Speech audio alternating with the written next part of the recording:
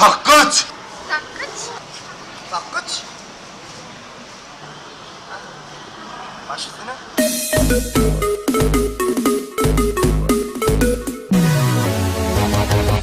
Bazardan sakıç alıp çiğnep gelir Leylehan. Görünü hayran edip yaynap gelir Leylehan. Bazardan sakıç alıp çiğnep gelir Leylehan. Görünü hayran edip yaynap gelir Leylehan. Sallanıp oğren bakıp ne dedip canım yakıp. Sallanıp oğren bakıp ne dedip canım yakıp. Şartlanıp özü gürlep gelir Leylehan. Şartlanıp özü gürlep gelir Leylehan. Bazardan sakıç alıp çiğnep gelir Leylehan. Görünü hayran edip yaynap gelir Leylehan. Bazardan sakıç alıp çiğnep gelir Leylehan. Görünü hayran edip yaynap gelir Leylehan. Leylehan. Leylehan. Sakıç sakıç.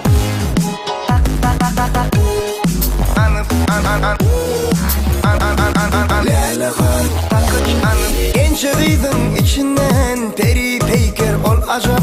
Saçlarını sipalap açtım ben onu kucak. Gençliğin içinden peri peyker olacak. Saçlarını sipalap açtım ben onu kucak. Gel bağımda üzüm bağır yolup vereyim gelse yar. Başı halam gözü yok doğduğu bal zülfü tar.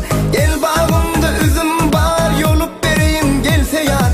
Başı halam gözü yok doğduğu bal zülfü tar. Bazardan sakıç alıp çiğnep gelir Leylehan. Görünü hayran edip yaynap gelir Leylehan. Bazardan sakıç alıp çiğnep gelir Leylehan. Görünü hayran edip yaynap gelir Leylehan.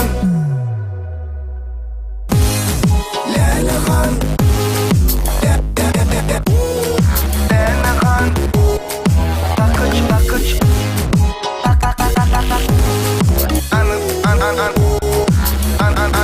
Leylehan. Sakıç anıp gel yarım bolay desem yok deydi vah yanım ey.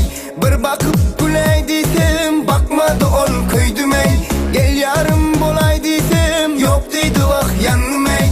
Bir bakıp güley desem bakmadı ol köydüm ey. Bağının bağvanı var, nezinin kurvanı var. Leylehan'ın bilmedim haysi yarda gönlü var. Bağının bağvanı var, nezinin kurvanı var. Leylehan'ın bilmedim haysi yarda gönlü var. Bazardan sakıç alıp çiğnep gelir Leylehan. Görünü hayran edip yaynap gelir Leylehan. Bazardan sakıç alıp çiğnep gelir Leylehan.